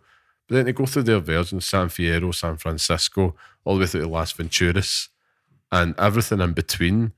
And then the countryside part of that mission with that game with like Mount Chiliad, I always loved it because that was dirt bike country. It's a pain in the arse when you go back to it though. It's like you just want to get back to normality, especially when you are doing a platinum trophy playthrough of this. I suppose, that's very different. Drive through it a million times in a row, and it gets fucking old very quickly. But you're right. Like, how do you fit all that? Do you know, like, they had no right, man. No. They really had no right. And I think they effectively took those like 4 key areas. They could have I think it's probably like Los Santos itself probably could have been the size of Vice City. Yeah. And it was. I remember playing it thinking, my God, and it was one of the few games I remember buying a strategy guide for. Yeah. Just because I wanted to read. It was out before the game came out. I just want to see what's in this game. Mhm. And you were so hyped on it. And just playing that endlessly. People that didn't play games, like my next door neighbour at the time, he was ahead of it in me. I remember he was like, oh man, if you did this mission yet? I'm like, no yet, don't tell me. And he's talking to me about like Spoilers, mate. Las Venturas, and I'm like, there's another city? Like, Jesus. And effectively, once you see the map, it's just effectively a big square. Yeah. But it was so filled with imagination. You felt so fulfilled Yeah. by that game. And I think, it nails that sense of place 4 times, Yeah. which is incredible. And to this day, I suppose it's a lot of people. It's either one of the two when you ask people what's your favourite. Aye. And it is just apples and oranges, isn't it? Like it really is. I mean, but I think for me, it does refine the gameplay. Yeah. Adds in those RPG elements that do immerse you further. Mhm. Love them or loathe them. It's the fact that they made the effort to do it. I know, because they could have just left it Yeah. CJ as the character and doesn't change. But if you're anything like me and you want to play as fat CJ the whole game, wire in, man. I was those gain CJ, become what I am not. But even like the fighting stuff, like you've got different fighting styles Yep. and things as well. Like Stealth. Yeah. From Manhunt as well, what we talked about earlier. And the soundtrack as well is fantastic. It's not hitting the heights of Vice Yeah. City, but think- it's a close second. I think I had better memories of it from back in the day, and it might be obviously they've taken stuff out, but I seem to have. remember having like better memories of it. But K Rose, the country radio station, if it's not, it's the one in Vice City. One of them's much better. I think it's like K Rock or something like that. But K Rose in San Andreas is an absolute goat. Like, all my exes live in Texas. I for some reason became the biggest country aficionado in East Kilbride at that point in time. Like, you love a rainy night. I do. I love a rainy night. Eddie Money. Like, Yeah. I've waited so long. 2 tickets to Paradise, but It was like Bounce FM and all that for me. Yeah. Like, it had so many people getting introduced, like Cool and the Gang and stuff through it. And 100%. you had a bit of James Brown, dropped the bomb on me. But that's You the know what I thing. mean? Like with James Brown, it almost felt like every single area that you had in San Andreas. So if you're playing obviously in sort of the downtown part, so you're going through Mount Chiliad, you had music that complemented the area. Like you're walking through Las Venturas and you're going into the casinos, and it's just James Brown playing in the background. Yeah. And it's like it complements it in a way. Whereas Vice City wasn't quite like that. You maybe walked into the nightclubs here and there and you'd hear it, but it wasn't quite as filled with stuff like that. But it was cool. Like, it's the one that I have the fondest memories of playing when I was younger, because my brother had it and I would play it all the time. Yeah. And like, even getting the jetpack and stuff like that as well. It had Area 51. Uh-huh. Or was it Area 69? I think they had it in there. But Young Tucks. Yeah. Oh my God, you've done it again. You've done it again. I do it at least once every month to you. Bastard, man. But I think it had cult of personality Yeah. as well. Like, it felt to me that they were finally able to cater for everybody. And Yeah. the talk radio as well. I loved listening to talk radio in GTA just because when I've had my fill, and it's like, true. let's go for a wee drive. Well, some of the trophies that you have to get on them is that you have to listen to each radio station for a set period of time. Right? So, like, if you're playing it now, you have to listen to the radio stations. So, like, you're listening to the top radio station, you get this on a loop, and it's like, oh my God, I can't listen to Laszlo anymore. Do you know what I mean? Like, I'm done with this. So, Maybe back for more. But yeah, I think it's GTA San Andreas. It feels easy to take that game for granted. Yeah. It really does. And I think that's where, when we talk about everything that's come before it, it feels like we're now just starting to add. yeah, But that leads us on to the next entry, which of course, almost feels like takes things away. yeah, Grand Theft Auto 4. Sucks all the joy out of it. Do. Vladivostok FM. Yeah. Shout out. I just want to from the get go, right? You talk about taking stuff away. That soundtrack, man, they dropped the ball with that. Yeah. Like, from the standard we expected, it felt like we just need to put something random in here. Yeah. And I don't know why. There's maybe like It's- 2 songs in that whole game that I can like reasonably say I maybe listened to, and I like chased that. I chased them up as every single time I'd listen to songs on the radio. But 9 times out of 10, I was just listening to my own music on Spotify because it's a nightmare. I'm just like, you're doing a Liberty City, their version definitively of New York City. Mm-hmm. And that was the best soundtrack you come up with. Yeah. And I know they're kind of trying to tap into, and I feel it was a creative decision to tap into that whole Eastern European immigrant Yeah. experience. And that's one thing I will, in terms of storytelling, Yeah. I feel that in terms of how they built a character up with Nico Bellic, Yeah. probably the best That they've done 100%. Probably. And it's the morality of it all. Yeah. Like it's how he changes over time, because you play that like a normal Grand Theft Auto player at first, and it's like, right, I'm killing every single person that you meet. But then you get to that mission with Roman where you have to go and save him, and you get to make a choice at that point.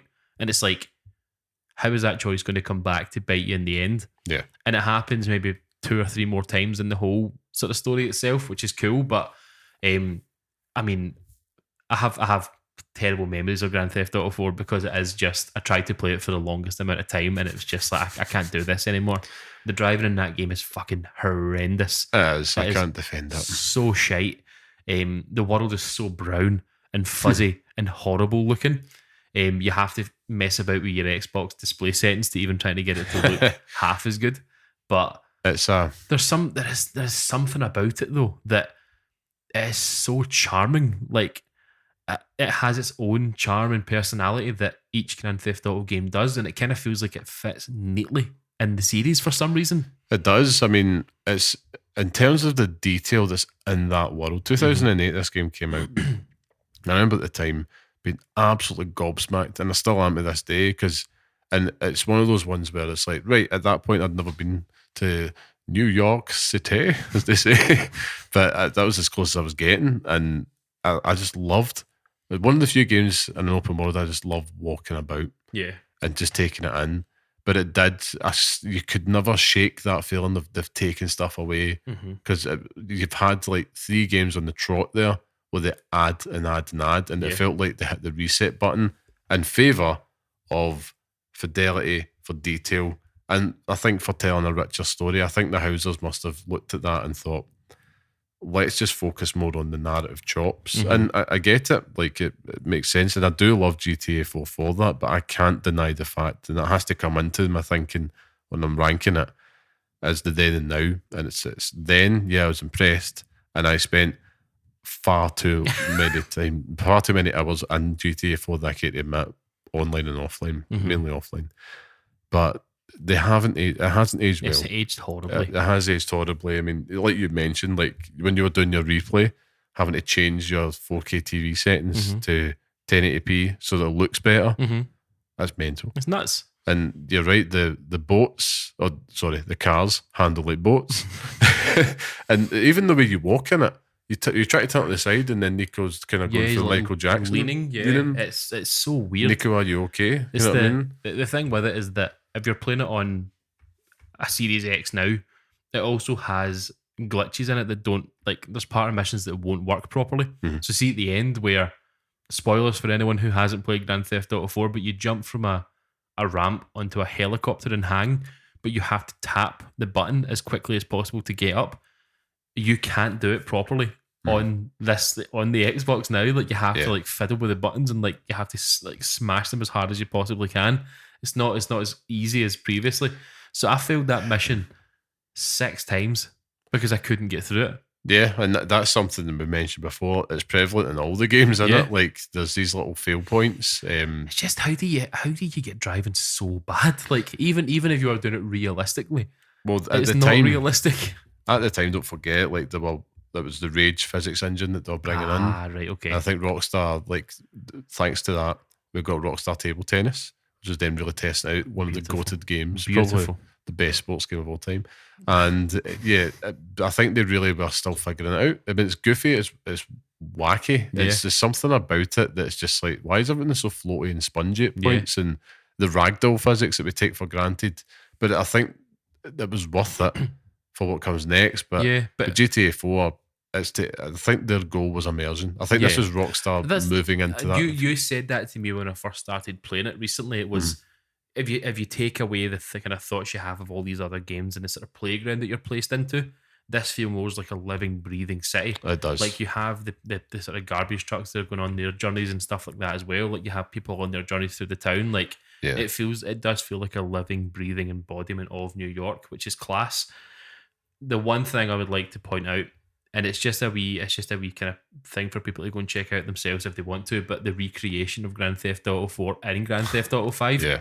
phenomenal. He's right, by the way. Do check it out. And they've gone as far as like changing license plates and stuff like that, changing the way the police cars look so they match exactly to what Grand Theft Auto 4 looks like. It's just ridiculous. I think the thing for me that almost spoiled Grand Theft Auto was its lack of verticality. Yeah. In that game, I know you could get helicopters and it felt good, but even that they felt slightly slow and choppy.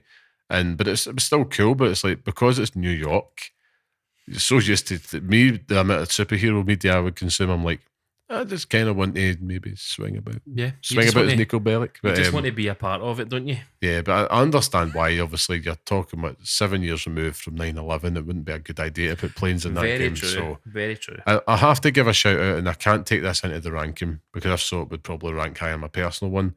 But the episodes from Liberty City, like the Lost and Damned and the Ballad of Gay Tony, love them for both their own rights. I mean, Lost and Damned is as bleak as Grand Theft Auto gets. If you like Sons of Anarchy and that type of, biker type media, it tells a really nice, tight story playing as Johnny, and it introduces a lot of fantastic, like that's when the soundtrack kicks in and you get some good death metal, and it's like, this is fantastic. It fits the vibe. Yeah. Everything, I think they had a different colour filter, so it's a little bit more greyish, but it works. It feels like, right, if you're going to go dingy, I was like, man, I kind of wish that you stuck with this. And then Ballad of Gay Tony goes the other way. It's like it brings back the crazy and wacky just enough. It's not too wacky, but it's like, oh right, this is the fun element. And I think from that, looking at those three together, could have given them possibly a little kernel of inspiration. I know it wasn't, but when you look at it, it's like, that's GTA 4 with Nico, with Luis, with Johnny. I wonder what a game would look like with three protagonists. Yeah, it's true, yeah. That leads us on to Grand Theft Auto 5. The cool one. That's like... It's the one that I want to play, but I can't be asked. This is the ultimate Grand Theft Auto game. That is. Even on paper, everyone would do it. Do you know that the best part of Grand Theft Auto 5? It's not the gameplay. It's not the characters. It's not the city. It's not the music. It was the hype leading up to that game coming out. Oh, unbelievable. Like the trailers, skeletons coming out, like all the mad stuff that you'd find in the trailers, and see the breakdowns of people like looking at every single minuscule detail. Listen to GTA 5 o'clock. GTA 5 o'clock, Dan Dawkins. I used to love that shit. Like, listen to it all the time. Yeah. So good. But it was just fever pitch. Like, it was outrageous how hyped people were for this game. But it's the one that I'm playing at the moment, and I'm just struggling through because I've played so many Grand Theft Auto games in the last year that it's like, oh my God, how do we get through all these now? But I've met Trevor, and I'm sort of getting to the point where like we've done the first few heists and things. But if you take Grand Theft Auto for what it gives you every single experience that we've just outlined, but in one game. Like, you have the 80s, 90s love through Michael.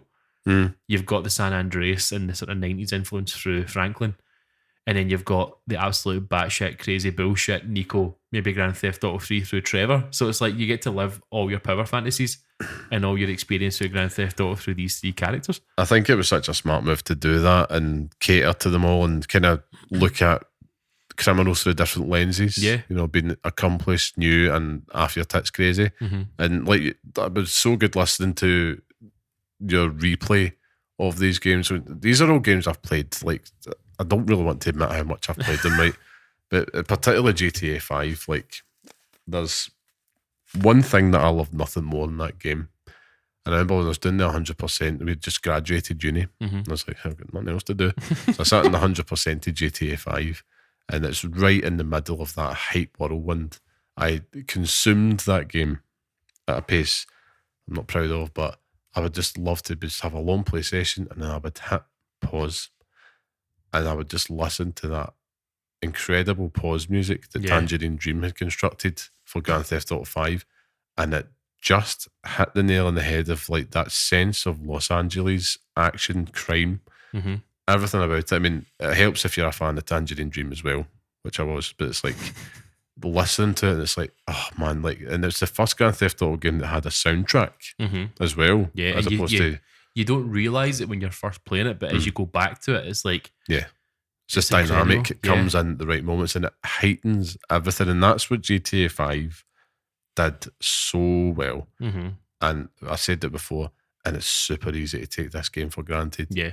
Like, to be at the top, to sell that amount, to still be popular 13 years and about 3, maybe it was 4 updates after, and we're still here absolutely slabbering for the sequel. Damn, man, I think like everything about it has the best gameplay. Yes.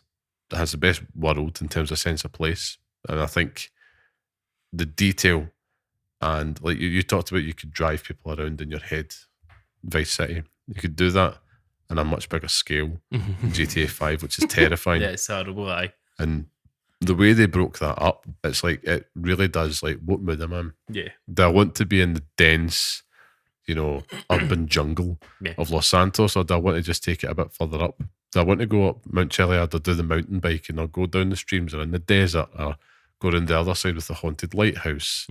Maybe raid the army base, and they added the verticality, which was like, I used to love just kind of nabbing a plane and just kind of going on a chartered flight around that world.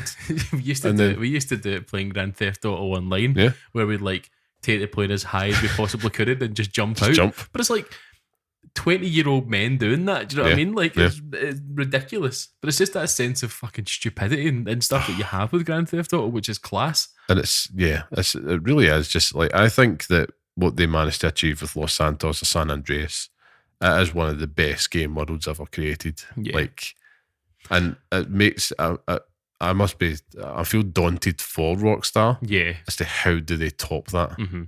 I think the one criticism that I will give it is that although it's like shop fronts, it's like North Korea.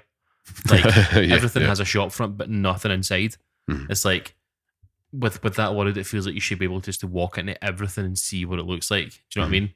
And that's a fucking tough ask, and that's a lot to ask for in these games. But it wasn't consistent enough. Nah, and like just the certain places of it, it feels like you should have been able to sort of explore more. But that's nitpicks. Do you know what I mean? Like, you then feel like there was too many things to look at. You'd have Red Dead Redemption 2. Do you know what I mean? Like, yes, and they've done that with that. But with 5, it accomplishes everything that you would expect from a Grand Theft Auto game, but it does it at fucking breakneck speed as well. Like, you're burning through that game by the time you start to actually get through the story. Like, I couldn't believe how quick you get to Trevor. Yeah. Like, it feels like when I played it before, it felt like ages. And then when I played it recently, it was like, we're meeting Trevor. Here we are now. Like, but even that, it's still like a good 25 to 30 hour story, which is generous based on past games. But you're right. And then to double that with Red Dead Redemption 2. But I think into things like the stock market. Like, you can go and buy custom cars, you can go and do things online. You've got the bounty system with Trevor where you can go and find people, and if you bring them back dead, that's cool. But if you bring them back alive, they've got a wee story to tell you. Yep. Like, you can abduct people for like weird cults and stuff like that as well. It's like the collectibles, everything, all the stunt jumps. I've done them all, and do you know what? I loved it. Yeah. At no point did I feel like my time was wasted. I felt like I had just so much fun and something to do. Yeah. And this is a game that was 13 years old now. And that is it. You've always got something to do with it. Yeah. Play golf, you can go and play tennis, like you can go diving. They've got underwater sections where you can go and explore underwater.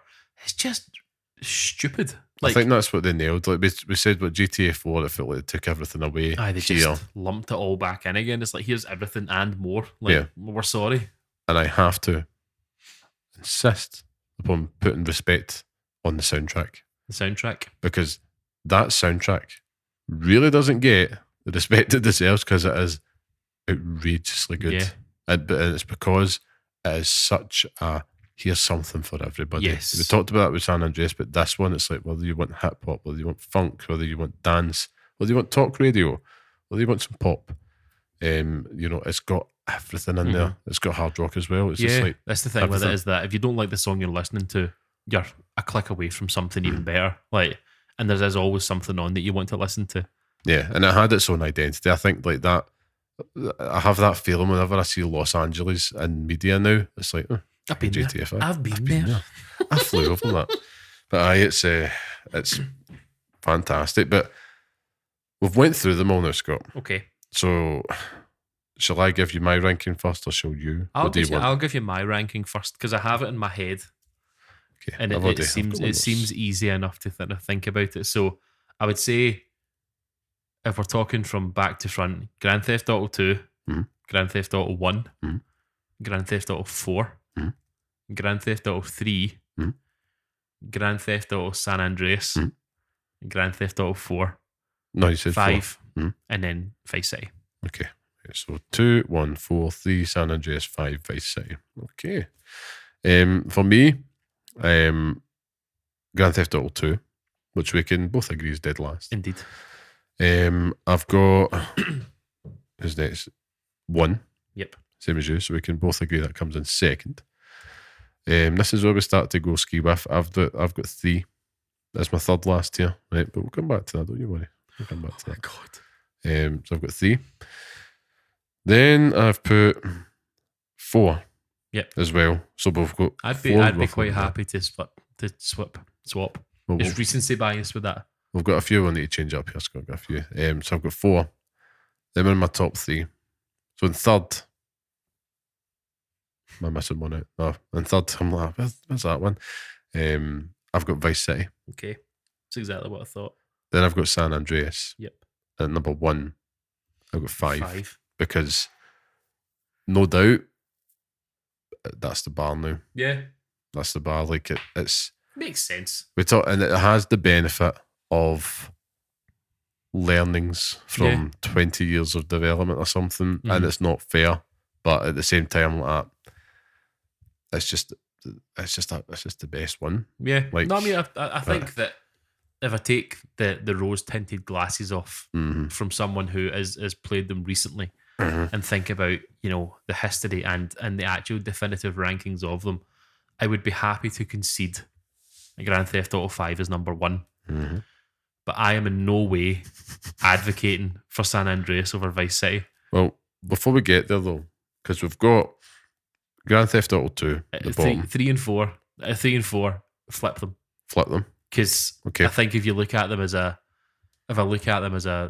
you know, a head to head, I think 4 has a better sense of place, whereas 3 is just a sandbox. Like, it could have been any city and you could have been thrown in there. Okay. But I'm happy with that. So I'm happy with 2, 1, 3, 4, San Andreas, Vice City, and 5.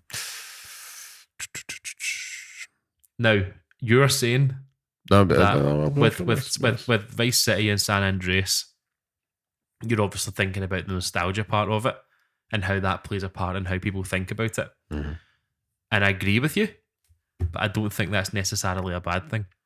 Not a bad thing, but I think it is when I take that away and I say, but one's the better game. I think Vice City is the better game. Not. I think it is. Really not. I think it is. I think the story's better. 100 times better. I don't know.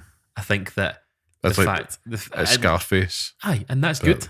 It's class. I take points off it for that because it lacks originality. I think San Andreas, like, who's the bad guy? I'm sorry for people who have not played Grand Theft Auto San Andreas here. Imagine that. But somebody's listening to this. I was just about to play this. It's like Big Smoke is the bad guy, and the way that you kill him is you storm through this massive building and burn it to flames. It's like the most ridiculous thing on earth. And then you chase a fire truck. But right, they both do the pasties send ups. Yeah. One thing I remember distinctly has more of an impact than they both have a twist. One you can see coming a mile away. Other one genuinely like, oh damn, and you're in that character at the moment. Can I say the twist? Is it? Are we outside the spoiler territory? It came out about 20 million years ago. So, when you are obviously Tommy Vercetti and you've got Lance Vance there, right? He's your man, your bro, and you see it coming a mile off. This guy is chucking you under the bus. I don't think you do. You definitely do. I don't think you do. Definitely do. I think you can see they do a worse job of leading up to it. This is why. I actually don't agree with that at all. I've played it back and played it.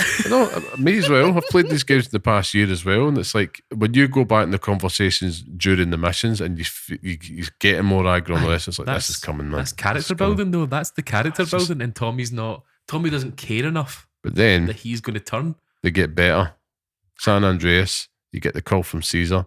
You need to come look at something. What is it? And then you see Big Smoking Rider with the green saber that killed your mum. Indeed, came out of nowhere. Like they had to do it because I think they've maybe learned. Yeah, that's not the reason why I'm ranking it above it. I think it is also the fact that there's more of it. I don't think that's. I think there's more of it, but I think that it's full of it's also full of like filler there as well. Like some of the areas in the countryside of San Andreas are fucking brutal. Like if you lose your bike, if your bike blows up and you're in the middle of the mountains, you're fucked. Like you're walking back for ages and it's a complete nightmare. Yeah, it's a bit like getting lost at the stadium in Vice City though. It's not really though. It's not really. Terrible. You're wrong. There's also the fact as well that it's not even the best Vice City game in this list. It is the best Vice City game in this list. It's not, and I have to insist that you go play Vice City Stories. I've got it. For science. I've got it. I think I have played it.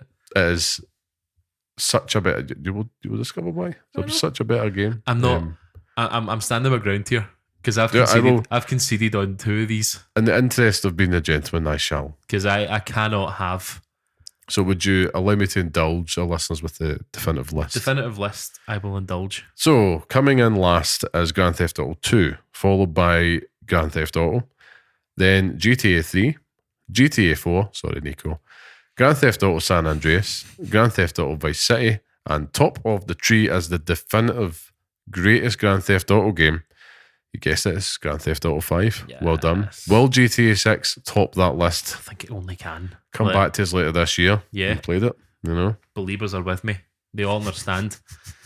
But that leads us on to our final area of this podcast. It's a chunky one this week, I think. Very chunky. Where we discuss our Pixel Picks Showdown. Last week was... What was it again? God of War. It was God of War that won it. Yeah, last week's game was PS4 PlayStation game. 4 game, which we obviously had God of War 2018 rightly win, deserving its place on the Pixel Picks list. But this week we are looking at action RPG games, which we both couldn't believe we've not already looked at before. Which is just ridiculous. So in this week's showdown, we're looking at action RPG games, which we think should feature on the Pixel Picks list. As always, last week's winners goes last, which is me. Mm-hmm. No, I go first. You go last. God, we'll get this right one week. I'm gonna go on a limb here, right?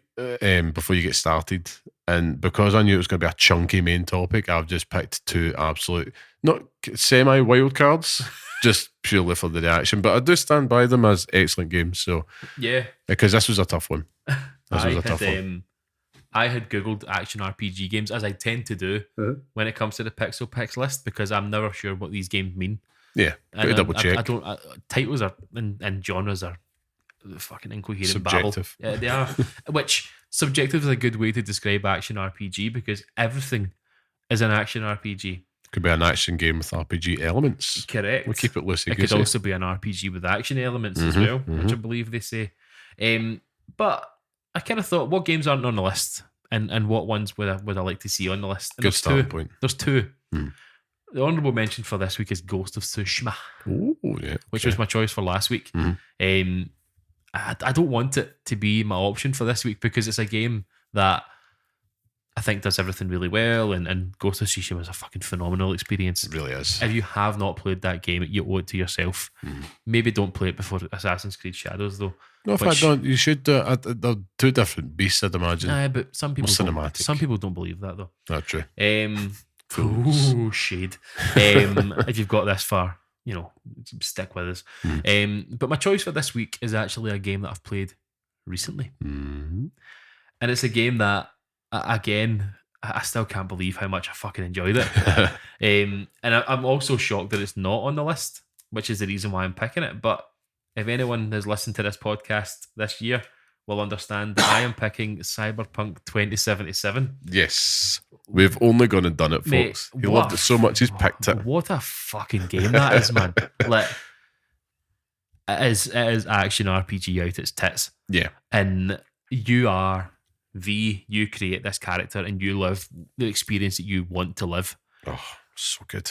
And RPG extends through the character you build, the relationships that you build, and inevitably who you end up diddling halfway through. But it's just brilliant. Like, I did not expect to enjoy it half as much as I did.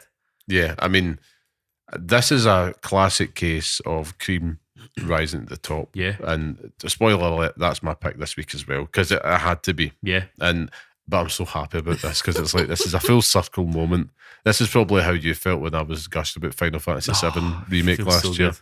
And you're right, like Cyberpunk 2077, for all the shit it got for its disastrous launch. Yeah, and rightly so. God damn, man, there's a diamond of a game there now. Mm-hmm. Like, it is the genuine article of terms of like Phoenix rising from the ashes. Do you know what I mean? Like, 100%. It's just. I honestly think about it every day. Yeah. Like, just going back and playing it for a laugh, just running about stabbing folk, because it's power fantasy. Like, by the time my V had finished that game, I was honestly ridiculous. Aye. And the gunplay and stuff like that, I can't get on board with first person games, and this is fucking known about me, but for some reason Cyberpunk just had it. Yeah. And it done it so well. Like, you play your own style, the hacking and stuff like that, the cybernetics and stuff that you have as well. Like, just the way that you can build your character any way you want. That level of freedom is ridiculous. Oh, I mean, it's the way that it's encouraging you to constantly tweak, but even if you have a second playthrough, to not do it the same way, and you'd still have as much, if not more, fun. Yeah. And obviously you'd still romance Pan Am as well. You would, yeah. You would.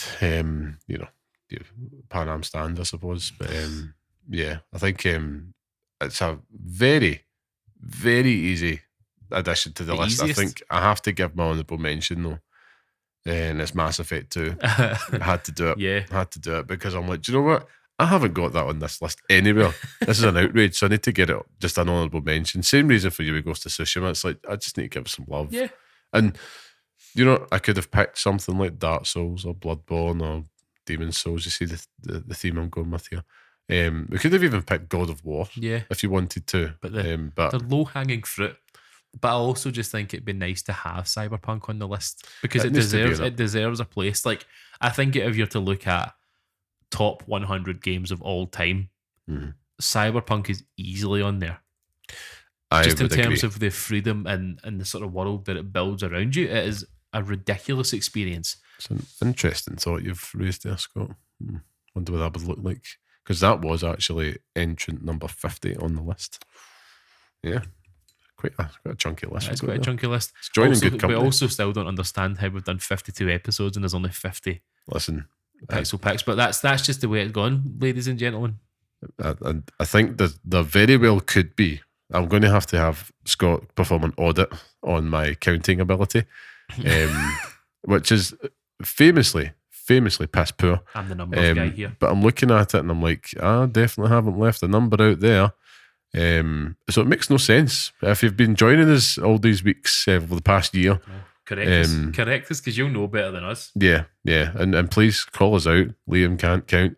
But that is as by my math, week 50. Week 50. So we've done that. We're celebrating 50 weeks at the top. You know. Do you know what it was? I figured it out. We had a couple of specials last year, such as the Christmas special where we didn't have it featured. Yes. I think we must have had another special episode without that. So that would explain it then. That's why. There you go. Liam sussed it out. Sherlock Bones over here. That's it. Congratulations to Cyberpunk's 2077. The deservedly so action RPG on the Pixel Picks list. And it deserves its place. If you do not agree, come fight me. And with that bombshell stealing from Jeremy Clarkson, that brings us to the end of this week's podcast, and probably the last podcast that I'll host because it's very stressful. But thank you all once again for joining us, and if you like what you hear again, enjoy the podcast, leave us a 5-star review. It really helps us out. You've heard this from every single podcast or YouTube video you've ever listened to. Pop a 5-star review on there. Leave us a wee comment because it makes us feel really good about what we do and makes a big difference to the podcast itself. Now, Liam, test time for you. This is your bit.